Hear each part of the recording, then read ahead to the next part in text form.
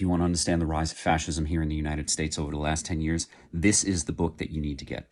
I got it less than 24 hours ago. I'm almost all the way through it. My eyes, my brain hurt, but it is worth it.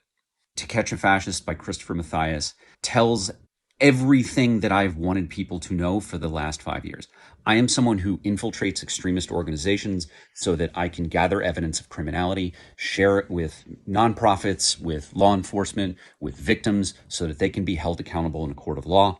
And I run a couple of nonprofits, Task Force Butler Institute, which trains veterans in open source intelligence research, and Veterans Fighting Fascism, which educates people on how to fight fascism.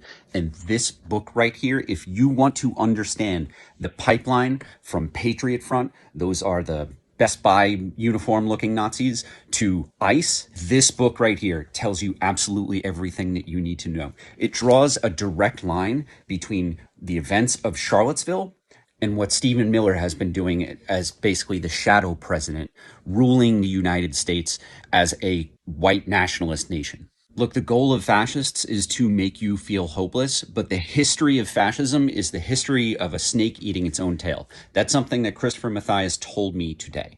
Fascists always need to come up with new conspiracy theories, with new enemies, and in doing so, they eventually run out of things to hate until they hate themselves and each other, and the movement always destroys itself.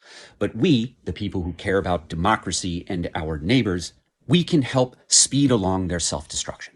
So do yourself a favor, get this book right now. It just came out. And next Wednesday, I'll be dropping the next episode of On Offense, my podcast, where we have long-form discussions. I got to sit down with Christopher Mathias before I even got to finish his book and talk to him about everything in it. If you want to understand fascists and you want to understand Antifa, this is what you need to start with.